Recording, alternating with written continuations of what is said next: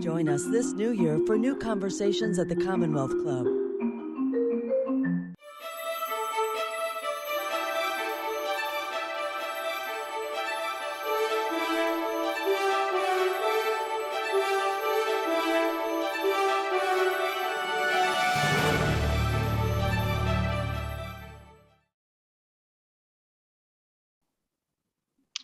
Hello, and welcome to today's Commonwealth Club program.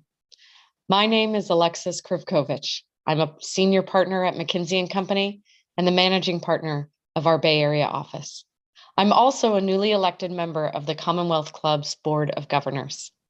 Today's program is virtual, but the Commonwealth Club has begun in-person programming at our headquarters in San Francisco, and we expect to do many more in-person programs in the months to come. To learn more about the club's in-person programs and how to become a member, visit the club's website, www.commonwealthclub.org. Today's program focuses on a new report produced by McKinsey, The Economic State of Latinos in America, the American Dream Deferred. McKinsey is pleased to support this program, which will focus on in-depth findings from the report, which calls for addressing the barriers preventing all Latino Americans from full economic participation in the U.S. economy. Joining us today are two of the report's authors from McKinsey, my colleagues, Senior Partner Lucy Perez from our Boston office and Partner Bernardo Sichel from our Chicago office. Lucy and Bernardo will first give an overview of the report, and then they will be joined by Jacqueline Martinez Garcel, the CEO and President of the Latino Community Foundation, and Bismarck Lepe, the CEO of a fast-growing Bay Area technology services company, to discuss the report's findings further. The panel discussion will be led by Damian Trujillo, a reporter for NBC Bay Area, host and producer of Comunidad del Valle. Before turning it over to our moderator, a quick note for everyone watching. If you have any questions for any of our panelists today, please put them in the YouTube chat box. All questions will be shared with Damian during the panel discussion portion of the program. And again, McKinsey is proud to support this program. Damian, over to you. Thank you, Alexis, for that very important introduction. Again, my name is Damian Trujillo, reporter with NBC Bay Area. I am pleased to be your moderator for today's special Commonwealth Club program focused on a new report by McKinsey & Company. This report, again, is called The Economic State of Latinos in America, the American Dream Deferred. This program is supported by McKinsey, the latest in a series of programs it has supported at the Commonwealth Club. Now, previous club programs supported by McKinsey can be viewed on the club's website at www.commonwealthclub.org. Okay, on to today's program. Today's program topic, the economic state of Latinos in America, is a timely and an important one. Latino political power is growing throughout the United States and here in California, yet the economy story remains a mixed one.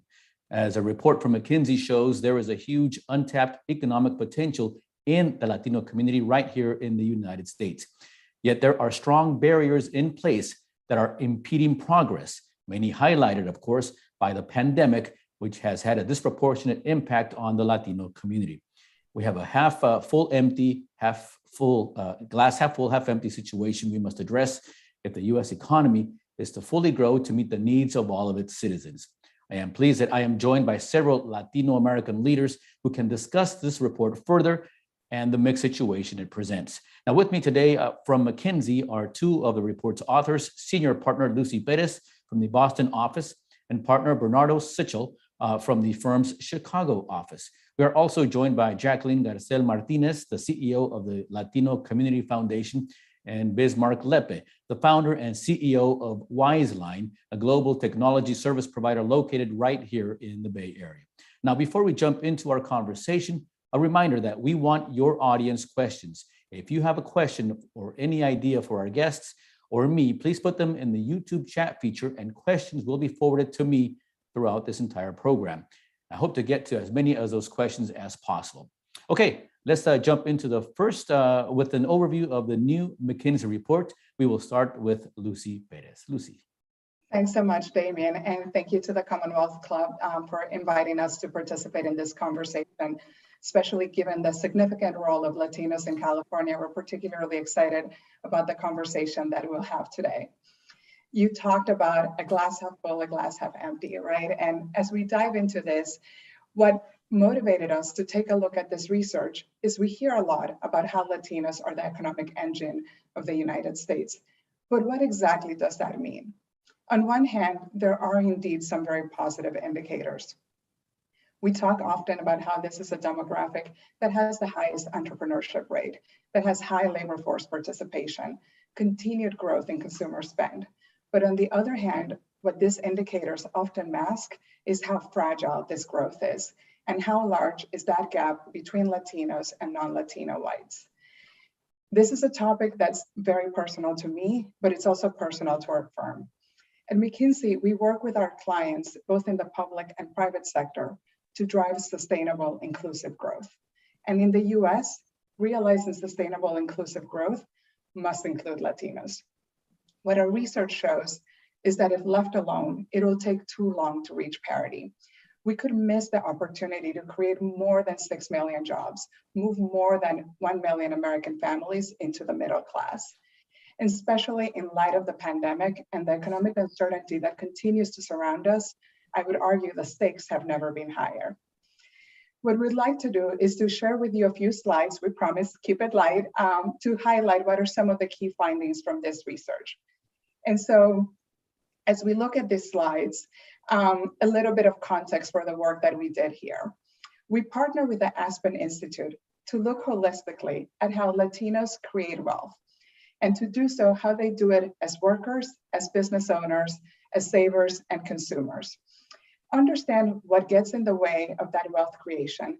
What are some drivers of the differences between Latinos and non-Latino whites? And really think about what could be possible if we close the gaps, right? How big is that opportunity that is available to realize a stronger American economy for all? As we did this research, one of the key pieces was a 4,000 respondent survey to go a little bit deeper onto the Latino experience, and in particular, understand what are some of those differences based on country of origin or generational impact. We often talk about how Latinos are not a monolith and the diversity of experiences that they have as a group. And so with this research, we really wanted to get a little bit deeper at this question. Clearly, we ended up with many more questions than we could do justice with this first report. So indeed, this is just a first report that we look forward to building up on. And in particular, now let's turn the attention to take a look at these insights. And in particular, what is the opportunity? How do we get after it? Because if we get this right, the end result is that stronger, more inclusive economy for all of us. As you look at some of the facts on this page, I am sure that to many of you, these are pretty familiar. The US Latino population is fast growing. By 2050, 1 in 4 people will be Latino in the US, and Latinos will make about 30% of the US labor force by 2060. As we began to dig into the statistics, right, we were really thinking about the question of the American dream. Are children doing better than their parents, right? This is often referred to as the intergenerational mobility. And so we wanted to ask the question, how is intergenerational mobility for the Latino population? And what we see is the premise of the American dream is that indeed, if you work hard, you create that better future for your children. What we found when looking at the data for Latinos is that the rates of intergenerational mobility for Latinos and whites were actually comparable, particularly if we're looking at those in the bottom quartile. For those in the lowest income backgrounds, in fact, the intergenerational mobility for Latinos was higher than it is for other groups. And so this is exciting, right? Because it tells us that while we have a large proportion of Latinos that are in that bottom quartile today, there is a view, there's some of those key ingredients that are in place to accelerate that progression to the middle class. And so today we will dive into the different roles. How do jobs, how does new business building, saving all come together to play a role in the wealth creation journey for Latinos? With that, let me turn it over to Bernardo to dig deeper into these roles. Thanks, Lucy.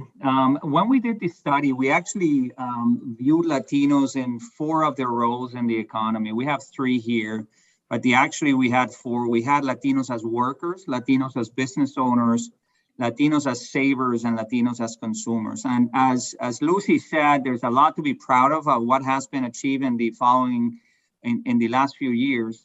But there's a ton of opportunity yet to close the gap. Let me give you a few facts just to show that is the case. From a worker perspective, despite the fact that Latinos make up 17% of the population, they earn only 12% of total wages. We'll go a little bit more in detail as of why that is the case, but there's a huge disparity there. When we see Latinos as business owners, the growth rate of Latino businesses is growing at twice the rate of those of whites. But we'll see again that despite those tailwinds, there's a lot that needs to be done again to be able to unleash the power of Latino entrepreneurship. And finally, from a point of view of savers, there has been sustainable growth in terms of wealth, yet 44% of Latinos have a wealth that is less than $20,000, which is twice the rate of that of whites in the economy. So still much to do. Let me give you a few more facts on each one of these before we engage in a more open conversation. So let's talk about a little bit about Latinos as workers. So Latinos earn roughly 73 cents on the dollar compared with non-Latinos. And again, if we were to close the gap there, we would be able to have more than 1.1 million Latinos in the middle class if we were to close that gap. 40% of Latinos make less than $30,000.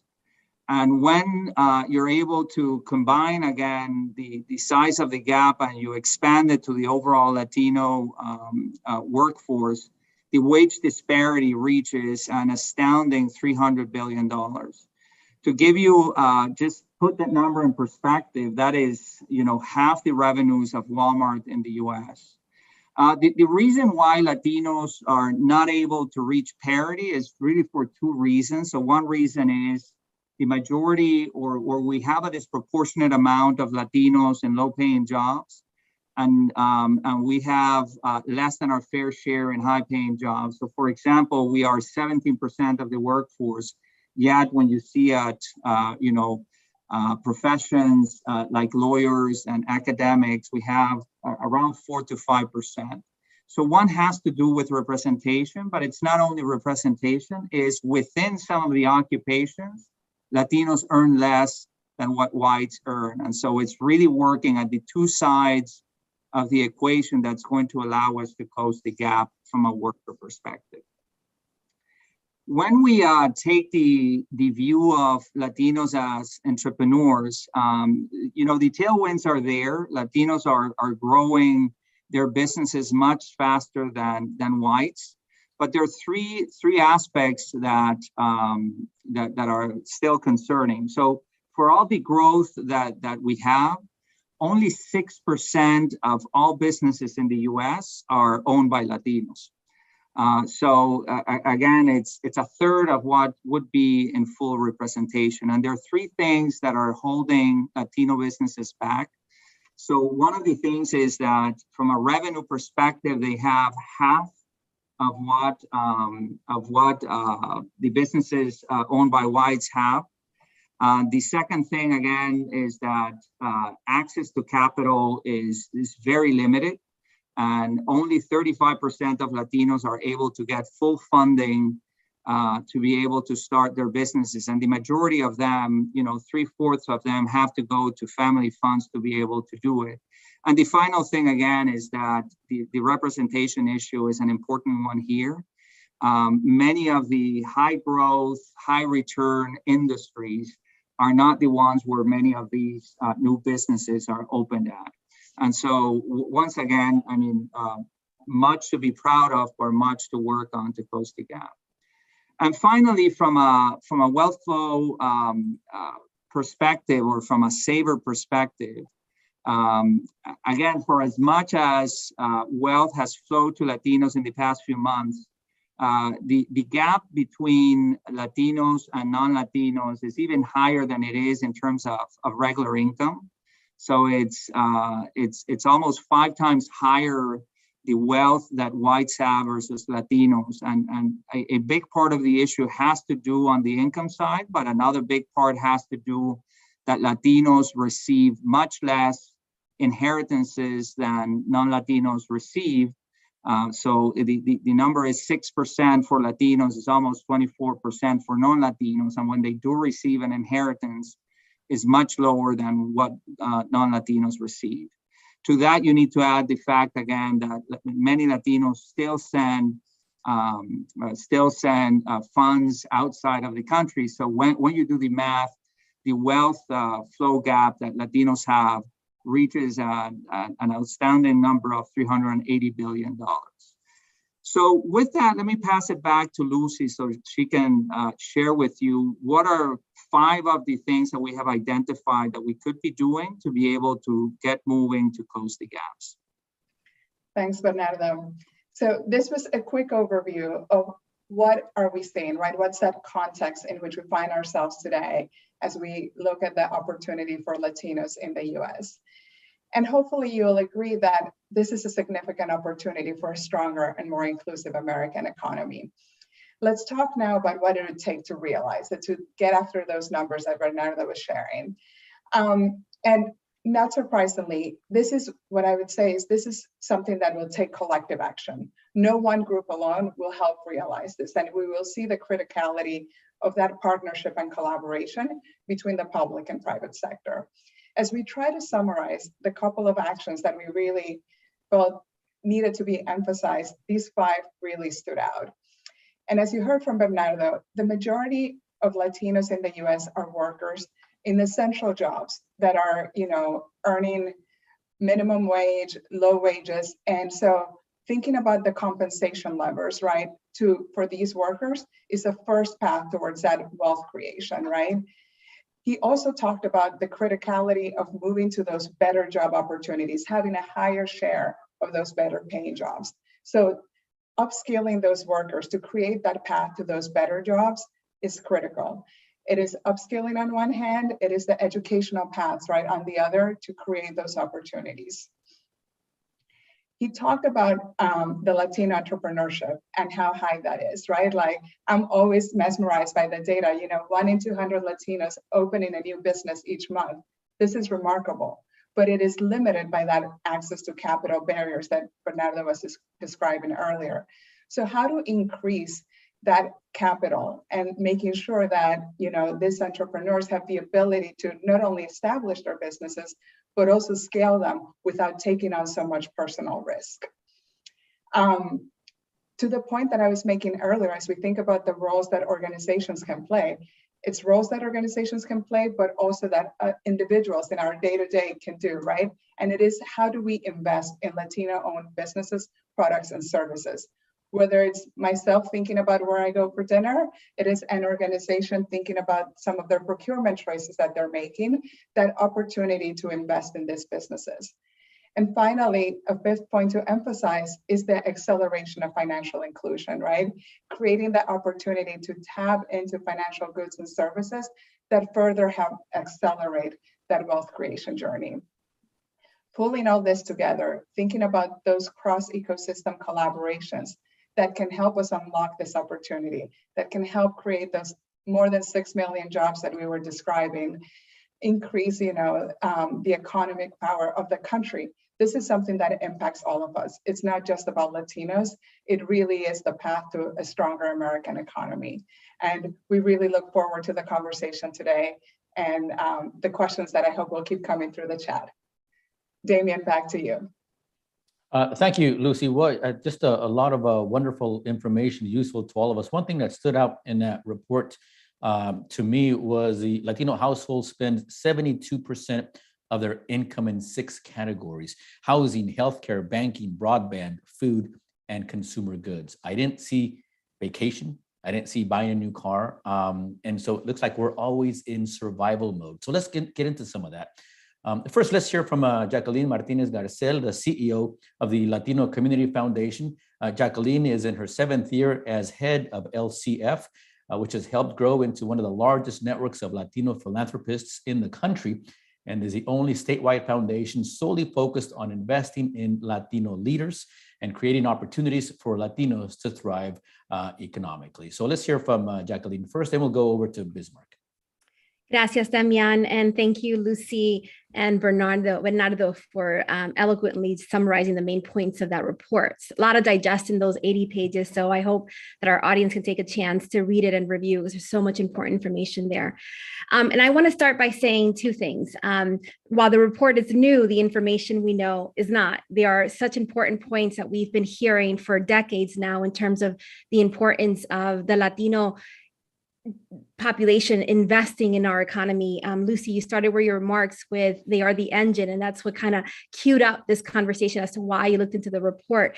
Today, in fact, is a day that a number of organizations are organizing a day without immigrants.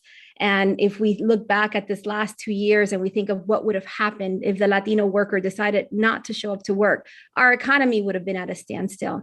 And a lot of the services and support that we received, and I say we as a collective country, would have not been possible. We would have not been able to stay home and work from home. So I just appreciate the fact that you started the conversation from that perspective, because we are the engine and the backbone of the American economy. When I said it not new to us, as a foundation, we've been working with a number of Latino entrepreneurs from the Central Valley, Central Coast into the Bay Area. And we've been hearing stories after story of how difficult it is for them to scale because they are locked out of the traditional institutions that exist that provide access to capital. So one of the things that we think of as a solution is to create new mechanisms and processes to allow Latinos to tap into those resources made available to them. So when I think about the solutions, I think about community CDFIs, community development financial institutions that can be created at the local community with support from state and federal government in order for Latinos to tap into the resources that are available, but they just don't have access to them. So when I think about that glass half full, part of it is how do we build those local solutions, infuse some of those federal resources that are available right now, whether it's through the American Rescue Plan or the infrastructure package, and make them accessible to Latinos. We are right now in a moment of really shifting into a new normal. We as a foundation are working hard to make sure that we leverage those federal and state resources, creating new channels of distribution and administration of those resources, putting them in the hands of Latino-led organizations that have the trust and the relationships with these entrepreneurs in order for them to scale their businesses. So we remain hopeful and optimistic that as we shift from the economy that was into, Lucy, the words you use were more inclusive, and we'd like to say a just economy, so that those that contribute can also prosper from it, will require that we rethink how we distribute those resources and not rely on the same banking institutions that have locked out Latinos for a number of reasons. And there's not enough time right now to get into them, but the opportunity to create new distribution channels are there for us right now. And the second thing that I want to just highlight about this report is that 50% of that wage gap could be closed, to Bernardo's point, if we address 4% of the sectors.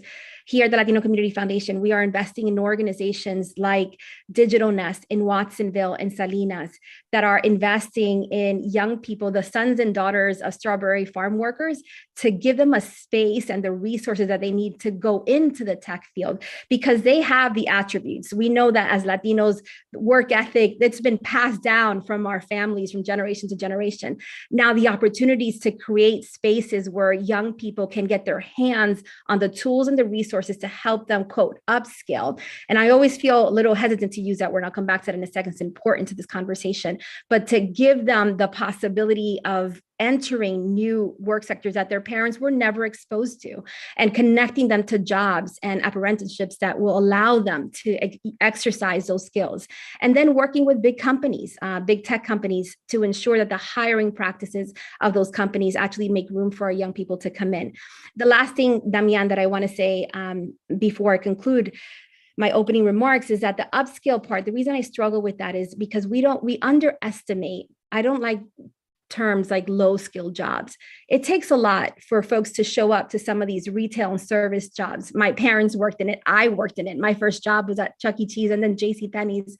The attributes to show up early, to do customer service, to be able to have a smile on my face, to be able to produce more numbers for the companies that I work with, right? The bottom line depend on my face-to-face interactions with people. It wasn't a low-skilled job. It required a lot of me, and we don't value those attributes. We don't value as a society the things that go into some of those jobs that are underpaid. And we have to change that narrative, because if we are really going to move people from one sector to the other, there are transferable skills and attributes that every sector needs, including technology. That face-to-face customer service, it may be happening behind the scenes, but we still need it. And Latinos have learned to exercise those skills in other jobs. So I'm going to stop there and hopefully hear more from Bismarck. Well, we're lucky to have you as a head of Latino Community Foundation, Jacqueline. Thank you. And yes, as a former farm worker, former strawberry picker, it is not a low-skilled job. It requires a lot of tenacity, if you will. Now let's hear, proud to introduce now Bismarck Lepe, the CEO of Wizeline, for his thoughts on this report. Wizeline, in less than a decade, has grown into a prominent tech service company with operations in San Francisco and Mexico and clients in more than 20 countries around the world. Bismarck. Damian, thank you very much, and thank you for the invitation to come and discuss the report and obviously its importance to our communities. I think one of the points that was highlighted around thinking of Latinos as a monolithic culture, we're not. And I think that there are day-to-day effects of the cultural and also political differences. Mexico's proximity to the U.S., the ability for Cubans to declare asylum in the U.S., the free trade agreements between Mexico, U.S., and Canada, I believe it creates second and third order effects in the way that the second and third generations look at their opportunities in the U.S. My parents came to the U.S. as migrant field workers, but they always had this belief that if they worked hard, they could achieve anything and everything. And they passed that along to me. And they would work 2, 3, sometimes 4 jobs each, with the goal of being able to provide me a middle to upper middle class education. And so, even though my parents were working in the fields, I had a piano teacher. And the year that they combined made $13,000, they bought me a $3,000 computer. And it's the fact that they felt like this country was providing them an opportunity that forced them to say, I will make this investment because we believe that there is going to be a positive ROI. One thing that I'd love for us to discuss is this interesting moment in time. We all know that the Latinos make 70 cents to the dollar on comparable jobs. But if we look at the working class in general for the last X number of decades, wages have not grown at the same pace as the cost of living has grown. When my parents first came to this country in the 80s, my dad, with 1 day's worth of work, was able to pay rent for our apartment in Oxnard, California. 1 day's worth of work, which allowed him, with his second and third job, to be able to save to buy a home. And I think that the asset prices have gone up so much and wages haven't necessarily kept up that it's prevented groups, especially in marginalized communities, to actually be able to invest. Like you said, Damian, there's not a lot of money left for vacations or cars or any of these other investments that allow you to start to build a foundation for a better future. Now, we may see the unemployment rate drop below 3%, which I think is actually going to allow Latinos to have some kind of power when they go to their employers and demand higher wages to hopefully be able to invest in their children's education and in their futures. Thank you, Bismarck. We're going to go into some questions now. And I think the first question is more directed toward you, Jacqueline. So who can take the lead in this? And what levers need to be pushed to move on the suggested action steps to support the Latino community and to close the economic gap? Is it the president? Is it Congress? We have the first Latino as a US Senator from California, Alex Padilla. Is it unions? Is it local officials? So who is that, Jacqueline? So Damiana, it's going to require all of the above. Because we're at that pivotal moment, and I'm so glad that Bismarck is talking about inflation. There's this space that we're in right now where we understand that what was happening before COVID hit the economy, the way it was working, how people were locked out of resources, and they were the ones who were impacted the most by this pandemic, not just health-wise, but the economic fallout of it. In order for us to rebuild this new normal, it is going to require that we have all those in power, from the president to Congress, to continue to revise and change the policies that have locked out and Latinos from access to capital, and hold those institutions accountable. Have more accountability in terms of how does the private sector redistribute the wealth that they are holding on to communities that have not had access to it. And then at the very local level, there are many folks, Latino leaders, that are working on solutions that are working. I think of organizations like Prospera, who incubate immigrant-led businesses by women, and work with them to create opportunities for them to build their platforms, create new revenue resources, and work with them until they hit that inflection point of becoming a scalable business. We need more of those incubators. We need more of those organizations that can bring Latinas and Latinos together, help them tap into those resources, but then work with them with the creativity that they own, right? And sharing them and being able to help them to scale it. Investing in those opportunities is what we need. And the philanthropic sector, which wasn't mentioned right now in terms of who is responsible, can play a role in accelerating that. I just think about the fact that we can't wait another 10 years to shift the capital that is needed in order to grow our Latino-owned businesses, Latina-owned businesses. And I just want to reference that between 2007 and 2017, it was Latina-owned businesses that helped our economy rebound. They grew in California, they grew at a pace of 111%, which meant that from that recession that was happening, it was Latina-owned businesses that helped to rebuild our economy. So to Lucy's point, when we bet on them, on Latinas and Latinos, our economy grows stronger, and we're not so dependent on one or two sectors, like for example, in California, to grow the economy, but we're building a base so that when there's a crisis and one sector gets hit harder than the other, there is still a growth that's happening in that economic equation and that engine that will continue to help our economy bounce back up. So it's all of the above, Damian. We need continued accountability at the federal and state level. And we also need to work more closely with our local leaders, investing in them and in the solutions that are working and helping to scale those solutions at this moment in time. All right, thank you, Jacqueline. This next question, I guess, can be for any one of our panelists.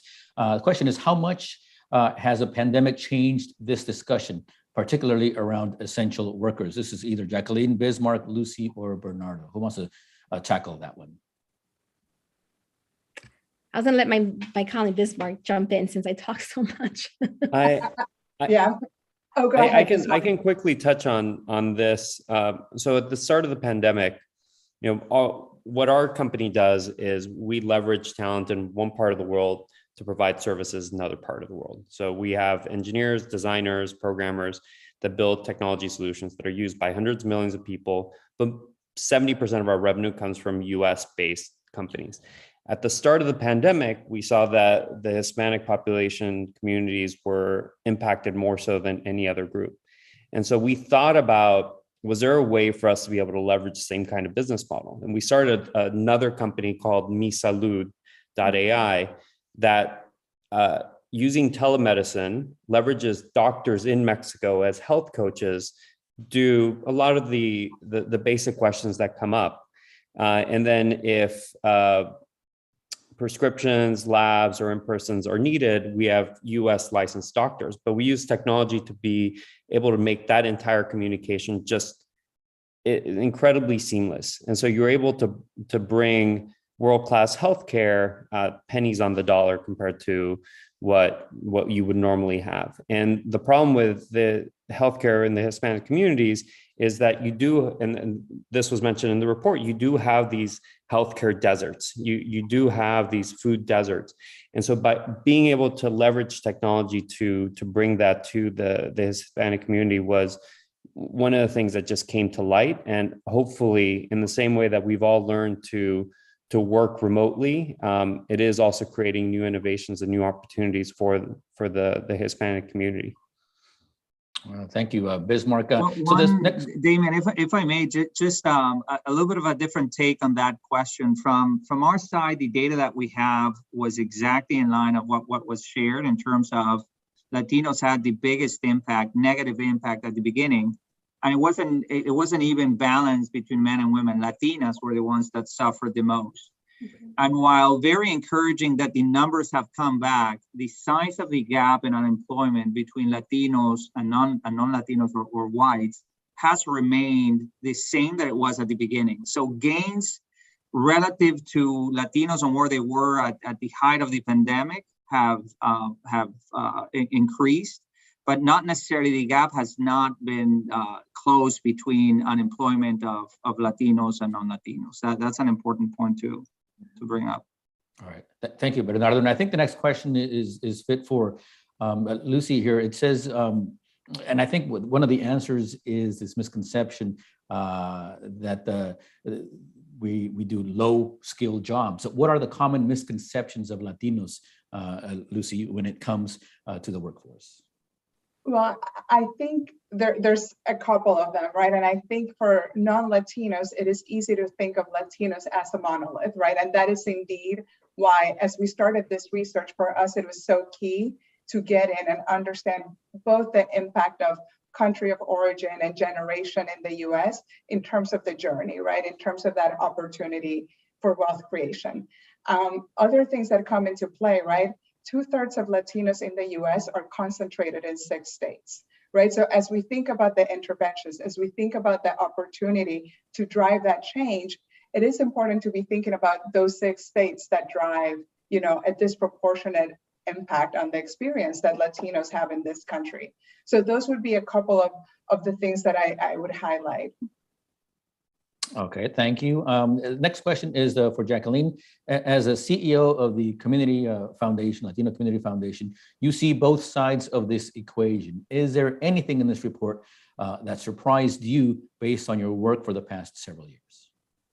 As I mentioned at the beginning, the numbers didn't surprise us. But to Bernardo's point that he just mentioned right now, what's troubling is that the rate of change, we're leaving Latinas yet again behind. And that's, I'm a very optimistic person, right? I say hope is not just a feeling, it's an action, right? We know that things can change because there are systems and policies that have set it up so that we are in the situation we are now, so we can change them. But if we don't act with a sense of urgency and boldness and thinking big in terms of how we can make those changes, and I think about childcare, I think about education opportunities, I think about the things that have put Latinas behind right now. They had to stay home because childcare was so expensive for them to go back into the workforce. And so when a family member became ill, they were the ones who had to step back, stay home.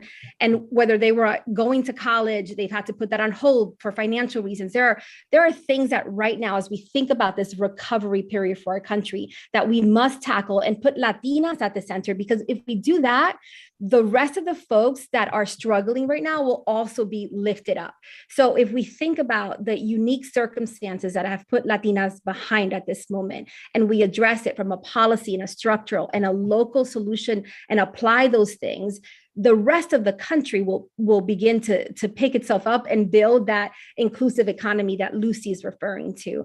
So the numbers don't surprise me, but it worries me that if we don't center this conversation, and I'm not saying it selfishly, I'm saying it because our country needs to build this inclusive economy in order for us to prosper in a way for the country to withstand crises after crises, right? We need that, it's like a rubber band, right? We need that strength to be built, and Latinas have to be at the center in order for us to build an economy that will work for the long run.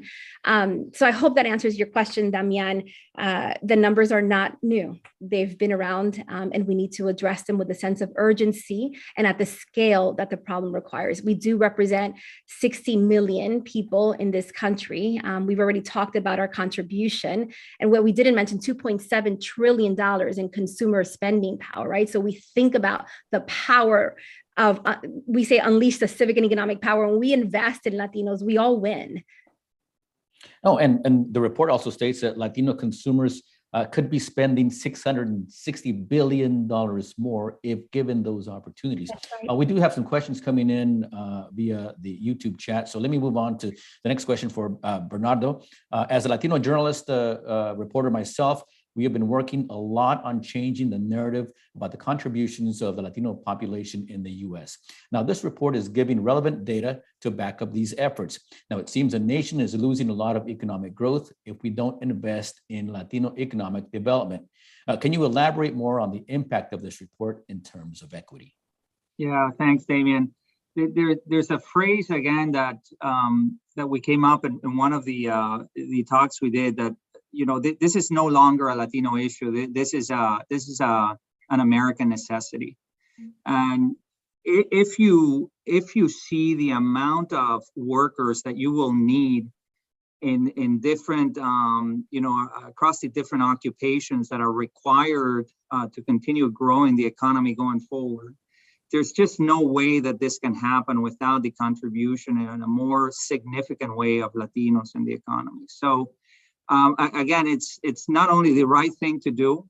I mean, there is an economic reason why this is something that we need to rally around as a nation. And so, yes, hopefully, again, this is a big opportunity to start doing more of that. Thank you, Bernardo. We ourselves have to consume this report, digest it, and find out what we're going to do about it. So, Lucy, does McKinsey have any plans to follow up on this report? Indeed. If anything, we just had more questions, as you can imagine, right, as we started digging into the data. But I think for us, it's not enough.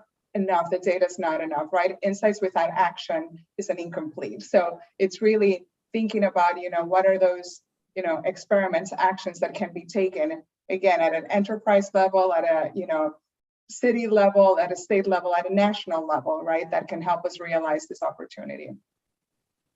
Thank you very much. To Bismarck, now we mentioned your farm worker roots. You do have an amazing story of the American dream. You came to the US as a child and then created one of the most successful software companies and now are an active investor. Tell us a little bit more about your path to success. Definitely. Growing up, the most successful person I knew was my mother's brother, who was an orthopedic surgeon, started a hospital in Manzanillo, Colima, in Mexico. And so when I was accepted to study at Stanford, I was going to be a doctor. I was going to follow his path. But I came to the Silicon Valley in '98, didn't even know it was called the Silicon Valley. And instead of going and becoming an MD, I studied economics, computer science, and ended up working at a lot of different technology companies. And when I graduated, I ended up going to Google, and that really opened my eyes on the opportunities that were available in technology. And I was there for 4.5 years, then left and started a video platform company. We grew it and we sold it in 2014 for over $400 million, and then started Wiseline and have started a couple of other technology companies since, and have also started to invest. And I'm very much an optimist. So a little bit like this report, I see a lot of opportunities. I feel like this is the Latinos in the US are obviously a very big market, but the Spanish speaking world is an even bigger market. And I think Latinos are uniquely positioned to be able to go and tap into that. And because we understand culturally what we like and what we want, I think we're uniquely positioned to be able to go after those opportunities. And so as I look at the last decade of investing, the number of Latino started startups, and not just the Latinos that come from landed gentry in South America, but Latinos who look and sound like me, whose parents come from, immigrant parents who come from humble beginnings, is just increasing year over year. And so I am very optimistic that things are changing, and we are going to see more and more representation within these high growth areas and areas of opportunity. A glass half full kind of guy. All right. Thank you, Bismarck, for that. We have a lot of questions for you still, but I see that the questions are coming in from the audience. So let's go to some of those first, and we have time. We'll get back to some of these other questions that we had prepared. And this can be for anybody, any one of our panelists. Is this a question of education? How do we improve education outcome among Latinos? Who wants to tackle that one? I'll jump in because I'm very passionate about this one. When I saw the report and I saw the generational wealth piece in terms of the shift that is happening, so much of that is due to education. So many of us, I'm sure, even on this panel, can share how we were the first one to go to college and therefore our careers took off. So I want to address the question not from the personal perspective, right? I think our parents have come here because they want us to have better opportunities than they had themselves. And it started with an investment in education for us. What needs to shift again are the structural barriers that get in the way of Latinas and Latinos completing college and using those degrees to enter jobs that are high paying and high demand jobs. So in addressing that question, we have to look at the loans that we have to take to finish that education. How do we begin to unburden that component so that more Latinos and Latinas can pursue a 4-year and postgraduate education?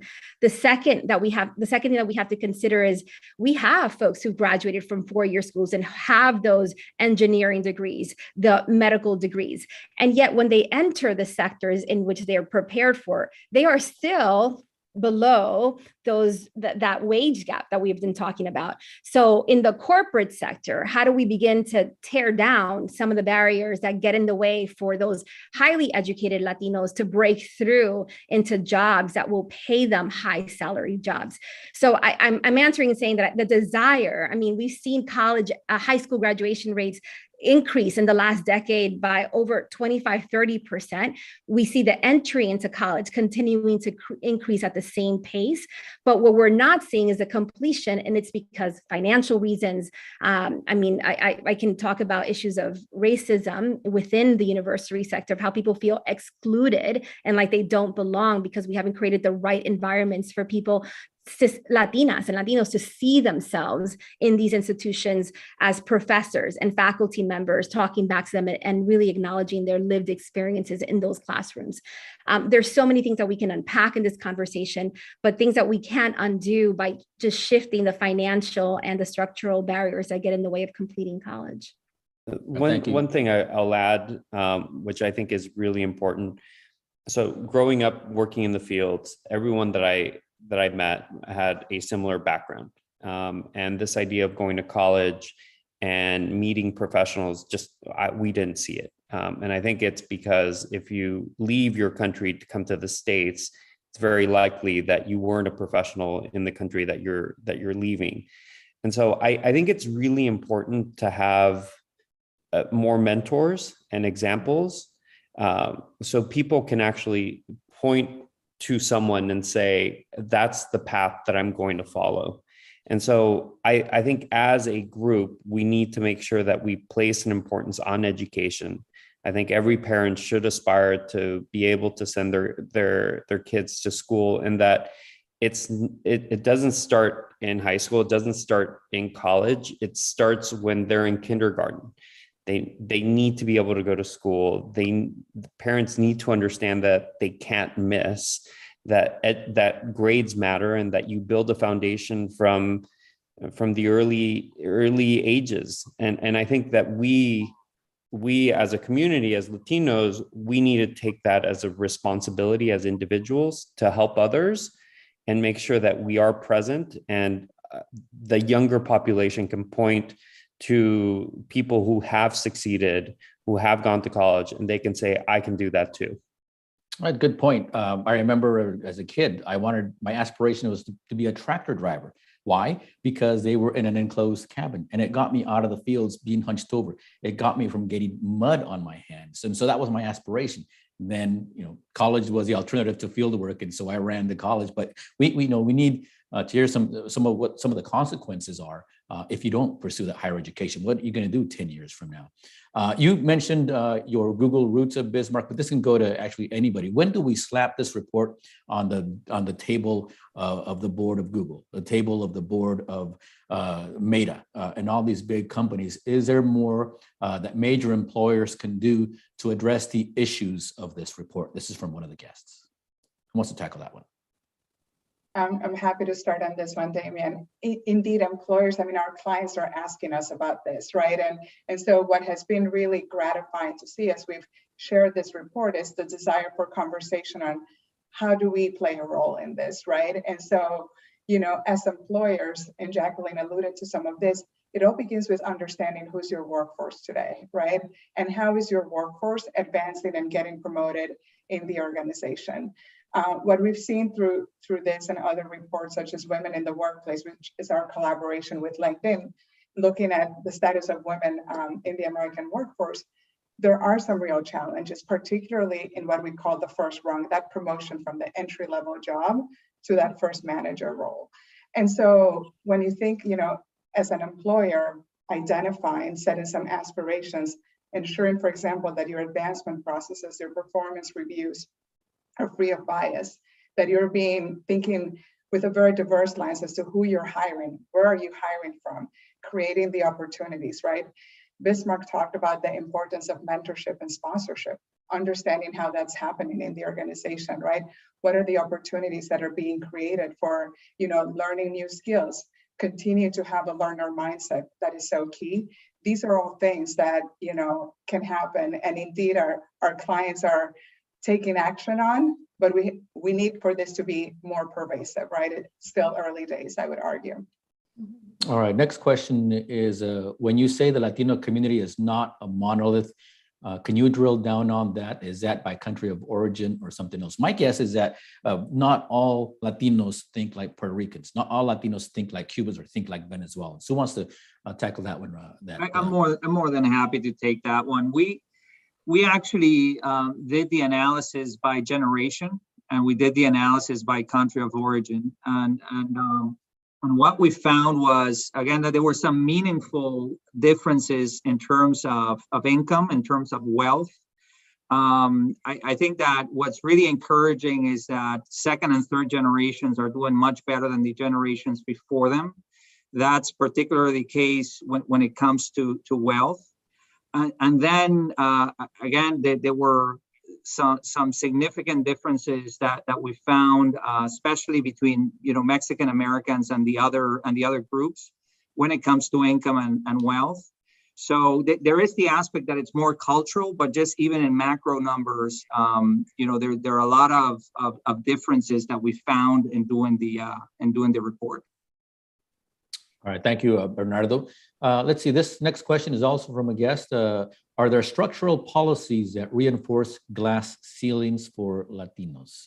That's for anybody, any one of our four panelists. Are there structural policies that reinforce glass ceilings for Latinos? Who has the magic answer? I think there are multiple answers, and I'd love for Lucy and Bernardo to jump in on this because I know they probably have looked at some of these. We talked a few about them in terms of childcare kind of being some of those ceilings that keep Latinas, for example, from taking in higher responsibility jobs that will allow them to balance life at home and life at work. I think of the structural barriers of not having access points. So when I think about like our biculturalism, it's not that just we speak two languages. Bismarck tapped into this. We come from we like to say 200% Latinos, 100% American, and 100% from wherever country we're from. And that is a benefit to other companies. How do we formalize that value added that we bring into companies with structural policies when it comes to interviewing, for example? So Lucy talked about the performance tools that are used. Big companies have to reassess the structural pieces that they put in place in terms of interview and outreach. Are they looking for those bicultural, emotional intelligence that Latinos and immigrants bring to jobs, and fitting that in to the ways where we do outreach and recruitment and bring folks into our companies? And that's just a small answer. I'm sure there's more that Lucy and Bernardo can add to that. It's an important one. Anyone, Lucy or Bernardo, you want to chime in, or are we good? No, I mean, maybe just to echo some of what Jacqueline has said, indeed, in the focus of our research, right, we really were trying to understand, right, what were some of those barriers that were getting in the way when we were looking, for example, at Latino consumption, right? And so these were real barriers, right? Like, for example, in accessing capital, if you don't have a financial institution that is even within driving distance, right, and how you're building connections, right, that gets in the way. And that's very real for a lot of Latinos in this country. Same thing with healthcare, as Bismarck was alluding to earlier. One of the places where we saw big differences, for example, access to broadband, which suddenly became all the more critical during the pandemic, right? So indeed, these barriers are very real and need to be addressed. Yeah.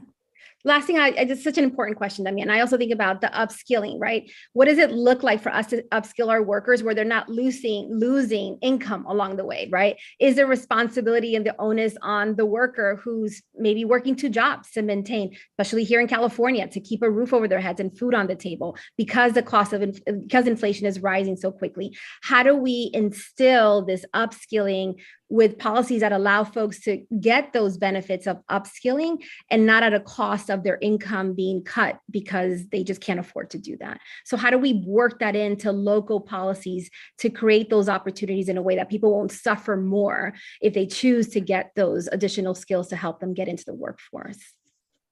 All right, thank you, Jacqueline. Looks like we have time for one more question, and this is the same question for all of our panelists. If you can give us your answer in about 1 minute or so. We're going to start with Lucy, Bismarck, Bernardo, and Jacqueline, hopefully in that order. Question is, over the next year, what will be your individual focus as you look to expand Latino economic opportunity? So looking to expand Latino economic opportunity, clearly a big priority for me personally and the firm, right? And I think for us is to, as I alluded to earlier, is this idea of insights to action, continuing to go deeper into the insights around what works, right? What can help unlock this opportunity? And then looking for those opportunities to partner with others around realizing it. Because again, I just get very excited by the potential here. I am also an optimist, and I think this stronger, inclusive economy is what we should all be aspiring to. All right, Bismarck, over the next year, what will be your individual focus as you look to expand Latino economic opportunity? Absolutely. So in Mexico, we discovered that we couldn't find a particular skill set about 4 years ago. And we launched our own academy program to train and bridge that gap between the talent and the experience that was required. It was an incredible success. We had about 300 people apply, 25 people were let in, 24 completed the program. We ended up hiring 15 of those 24. We've now taught, I think, over 35,000 people with these programs, hired a good percentage, but they're free programs. And one of the things that we're planning to do this year is bring them into the communities because we believe that talent is evenly distributed. It's just that opportunity and experience isn't, and we believe that we can do that with the Wiseline platform. We're obviously going to continue to bring world-class healthcare with Mi Salud, and hopefully, if you're healthy, it's easier for you to go to school, it's easier for you to go to work. Can we clone you? Is that possible, Bismarck? I don't know if we can clone you. Nice job. I appreciate your input and insight. Bernardo. So 2 things from my side. I live in Chicago, and as Lucy said, we want to move from just insight to action. So we're actually going to be working in Illinois and in Chicago in particular in a public-private partnership just to try to, get into interventions that could help close the gap in this part of the country. The second thing is the study that we did last year on consumers identified a willingness to pay more by Latino consumers and a gap in satisfaction. And we weren't able to go deep enough to understand the why. So this time around, I will be leading one of these studies to understand what is the source of insatisfaction on Latinos, so that we can then turn to our clients and say, beyond doing right, here's a great opportunity for you to go out and close it. So those are the two things that I will be focused on. That is wonderful. And Jacqueline, finally to you, over the next year, what will be your individual focus as you look to expand Latino economic opportunity? Well, I think you caught me to, it's really to clone folks like Bismarck. There are so I think of Beatriz Acevedo, who heads up Suma Wealth. I think of Anordo Avalos with his Avalos Foundation that he runs to invest in young people. I think of folks like Javier Gutierrez, who's investing in Latino entrepreneurs. We want to be able to invest together with them over 25 million into Latino-led organizations and help incubate all the ingenuity and all the creativity and all the grit and determination that exists in our community and scale that. Because in California, we represent 40% of the population. So if we can showcase and really lift up Latinos, we know that it will have a national implication. And the last thing, Damian, it's so important for us right now to shift this conversation of the great resignation of the American worker to the great promotion of the American worker. Our families, our grandparents, and our parents have sacrificed so much to give and invest in this country. It's our turn now to promote the sons and daughters and the families themselves to be able to have the opportunities that they have so fought for and believed in, and invested it with tangible resources, dollars, talent, to Bismarck point, connecting them with the mentors that are in our community and lifting those opportunities up and scaling them. That is the hope and aspiration of the Latino Community Foundation. And we also want to leverage over $100 million in federal and state resources so that our Latino organizations have the access that is being put before them right now by our federal and state leaders.